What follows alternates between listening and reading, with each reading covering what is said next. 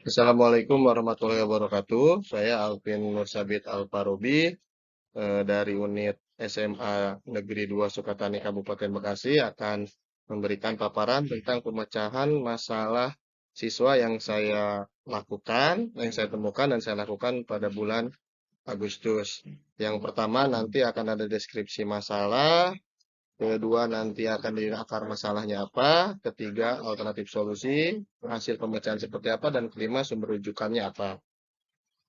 Baik, langsung saja. Yang pertama, masalah yang saya hadapi mungkin klasik dan sering ditemukan di berbagai sekolah dengan berbagai jenis peserta didik latar belakangnya.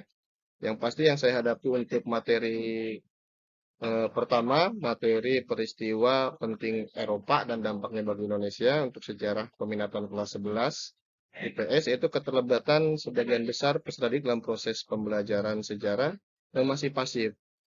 Jadi sangat tidak terlibat dalam kegiatan pembelajaran, sangat pasif, diajak berdiskusi masih diam, ditanya diam, apa yang dimengerti dibingung, apa yang dibingungkan diam dan lain sebagainya.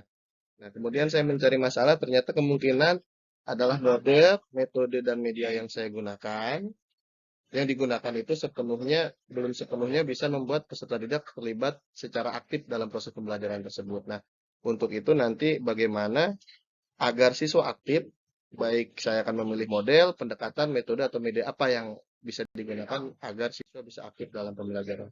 Nah, untuk itu kemudian saya menggunakan model project based learning dengan metode diskusi. Hal ini dilakukan agar pembelajaran yang berbasis student center bisa terlaksana dalam kelas. Jadi bagaimana caranya agar siswalah yang aktif sedangkan guru hanya menjadi fasilitator. Nah, dari eh, hasilnya, hasil pemecahan masalahnya bagaimana? Oh, sebelumnya mungkin akan saya jelaskan dulu apa yang dilakukan. Jadi siswa dibagi per kelompok, modelnya model diskusi ya. Di model diskusi ini dibagi kelompok sesuai tema-tema tertentu, diberikan waktu tertentu untuk menyelesaikan laporan. Laporannya nanti akan diberikan di depan kelas dalam bentuk PowerPoint. Nah, hal ini berlangsung 2 minggu, di mana perkembangan pembelajarannya terus diamati. 1 minggu membuat laporan, minggu depannya dilihat apakah sudah sesuai dengan yang diharapkan atau tidak, kalau belum sesuai direvisi, dan lain sebagainya. Nah, dari hasil itu ketika sudah maju, tiap kelompok maju di depan, ternyata bisa lumayan mengunggah keaktifan siswa. Jadi ketika proses pembuatan laporan tadi, siswa semuanya per kelompok aktif mencari tema yang akan dibahas. Jadi peserta didik lebih aktif terlibat dalam pembelajaran. Ketika laporan maju di depan, siswa pun aktif dalam diskusi tanya jawab. Hal ini tentu bagus karena akhirnya peserta didik terbiasa untuk berpikir kreatif dalam mengerjakan tugasnya, laporannya. Dalam ini saya meminta sebuah file presentasi baik berbentuk PowerPoint maupun sebagainya dengan media dan teknologi yang mereka bisa. Jadi anak terbiasa dengan kreatif maupun inovatif agar bisa menyelesaikan tugas. Termasuk ini melatih kemampuan komunikasi dalam diskusi. Nah, yang lebih penting adalah keterampilan membuat pertanyaan. Kenapa ini penting? Karena eh, sebagian besar siswa tidak bisa membuat pertanyaan yang proper. Sebagian besar terbiasa hanya melihat pertanyaan dari Google, jawabannya pun langsung ada, itu masalah yang dihadapi. Jadi ketika diskusi, peserta didik tidak diperkenankan untuk melihat HP, mereka hanya menanyakan dari apa yang ditampilkan oleh oleh kelompok yang sedang di depan melaporkan hasilnya. Jadi betul-betul dari sana mereka mengarang pertanyaan sehingga bisa berpikir lebih kritis juga.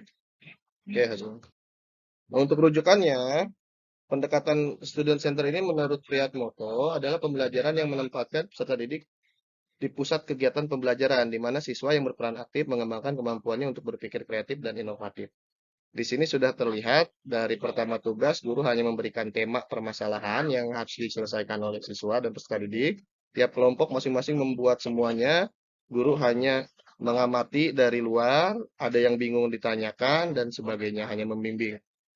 Di sini siswa membuat laporan, laporannya ada, dilaporkan kepada guru, revisi mereka semua. Ketika sudah jadi pun mereka yang menjelaskan di depan. Guru hanya membantu mungkin nanti ketika memberikan tambahan-tambahan dan refleksi kegiatan belajar. Saya lihat hasilnya cukup bagus. Ini ada dokumentasi-dokumentasi ketika proses pembelajaran di beberapa kelas. Contohnya, siswa yang maju bisa dilihat di depan. Nanti ada pertanyaan dan lain yang keluar. Ternyata ketika dipaksa untuk membuat pertanyaan tanpa mencari di Google, mereka bisa jadi lebih kreatif dalam membuat pertanyaan. Ya, kreatif, berpikir kritis, inovatif. Demikian mungkin laporan untuk bulan Agustus dari saya. Saya ucapkan terima kasih.